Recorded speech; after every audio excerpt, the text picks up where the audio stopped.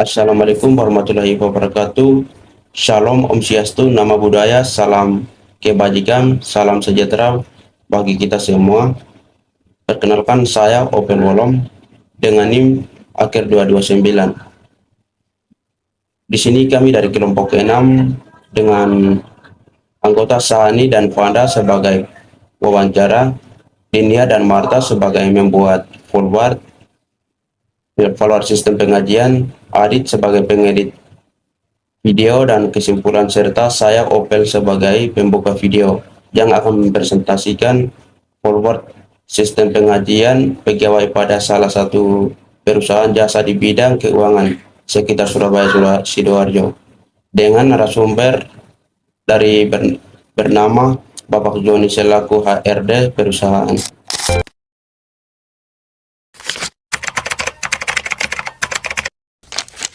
Halo Bapak, sebelumnya terima kasih atas waktu yang telah diberikan. Kami mahasiswa S1 Akuntansi UNESA izin untuk mewawancarai Bapak. Sebelum kami mewawancarai Bapak, lebih lanjut kami persilakan Bapak untuk memperkenalkan diri terlebih dahulu.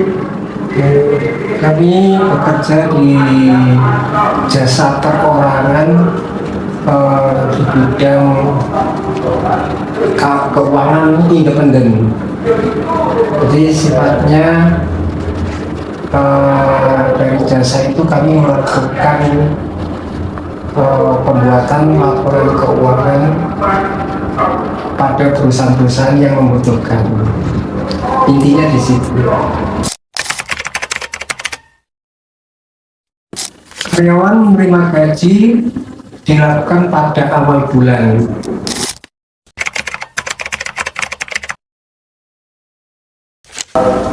Jadi prosesnya karyawan memperoleh gaji itu didasarkan pertama dari Departemen Tenaga Kerja yang sudah diperundang-undangkan sesuai dengan masing-masing jabatan yang tergambar. Yang kedua, penggajian itu didasarkan juga atas review dari HRD. Dari HRD menyampaikan di bagian keuangan bahwa masing-masing karyawan itu mempunyai nilai yang sudah diaplikasikan. Dan nantinya itu pun masih harus ada penilaian lagi karena di perusahaan saya itu sifatnya jasa perorangan dan skalanya skala kecil, jadi ada pertimbangan lain, misalkan ada pertimbangan yang menyangkut etos kerja. Kedua-duanya dari jam kerja sama proyek yang mereka kerjakan. Kalau jam kerja itu dihitung berdasarkan standar Departemen Tenaga Kerja, sedangkan pekerjaannya itu dihitung dengan persentase yang harus mereka dapat. Untuk persentase tidak dapat kami sebutkan karena itu merupakan rahasia perusahaan. Betul, kita juga melakukan pemotongan PP21 berdasarkan gaji yang mereka terima dengan pertimbangan dengan status dari karyawan. Misalkan status dia menikah dengan anak atau tidak menikah atau menikah tanpa anak, itu jadi pertimbangan. Sedangkan PPh-nya nanti langsung dipotongkan oleh perusahaan dan dilaporkan oleh perusahaan. Baik, sekali lagi kami ucapkan terima kasih atas jawaban yang luar biasa ini dan atas ketersediaan Bapak untuk menjawab pertanyaan dari kami. Terima kasih kembali, semoga sukses.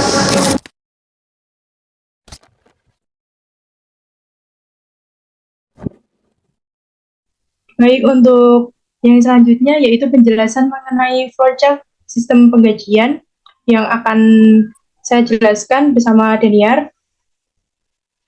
Untuk yang pertama yaitu pegawai menginput data pegawai, yaitu dimulai dari jabatan, jam kerja, lalu proyek yang mereka kerjakan pada sistem perusahaan. Pada dokumen data pegawai terdapat rangkap 2, untuk rangkap 1 diberikan kepada HRD dan rangkap 2-nya untuk arsip perusahaan. Lalu HRD akan mengecek kesesuaian data pegawai dengan standar kinerja pegawai yang telah ditetapkan oleh perusahaan. Kemudian mengelompokkan data pegawai. HRD mengelompokkan data pegawai yang telah dicek. Jika sesuai, maka data akan dimasukkan ke dalam dokumen data pegawai yang sesuai. Ketika tidak sesuai, maka akan dimasukkan dalam dokumen data pegawai yang tidak sesuai. Kemudian dilanjutkan pada Departemen Keuangan. Baik, selanjutnya untuk proses yang kedua yaitu Departemen Keuangan memotong gaji pegawai yang tidak sesuai dengan standar perusahaan dan kemudian dilanjutkan dengan menghitung penghasilan kotor, kemudian pajak penghasilan pasal 21 dan penghasilan bersih baik dari data pegawai yang sesuai maupun data pegawai yang tidak sesuai yang telah dipotong gaji pegawainya. Kemudian Departemen Keuangan akan membuat slip gaji yang menjadi 2 rangkap, di mana rangkap 1 akan diteruskan ke direktur dan rangkap 2 akan dimasukkan di arsip perusahaan. Selanjutnya proses slip gaji, dokumen slip gaji tadi akan divalidasi oleh direktur, di mana nanti akan menghasilkan 2 rangkap dokumen slip gaji yang telah divalidasi. Untuk rangkap yang pertama nantinya akan diberikan kepada pegawai. Selanjutnya untuk rangkap yang kedua nantinya akan diberikan di Departemen Keuangan, di mana nanti setelah ada validasi Departemen Keuangan akan langsung mentransfer gaji kepada pegawai. Kemudian setelah transfer mereka membuat laporan penggajian. Nah, laporan penggajian ini nantinya akan ada 2 dokumen, di mana rangkap pertama akan diberikan kepada direktur dan rangkap kedua akan dimasukkan di arsip perusahaan. Mungkin sekian dari penjelasan flowchart kami. Saya kembalikan ke teman-teman yang lain. Terima kasih.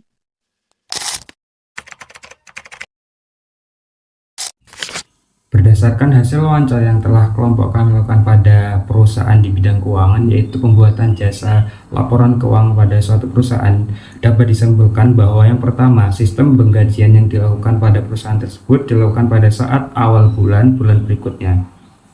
Selanjutnya, poin yang kedua adalah proses penggajian dimulai ketika penilaian HRD terhadap karyawan, kemudian hasil penilaian HRD terhadap karyawan akan disetorkan ke Departemen Keuangan. Kemudian Departemen Keuangan ini akan membuatkan slip gaji untuk divalidasi oleh direktur. Kemudian setelah divalidasi oleh direktur, maka Departemen Keuangan ini akan mengirimkan atau mentransfer gaji yang telah tertera pada slip gaji tersebut kepada karyawan.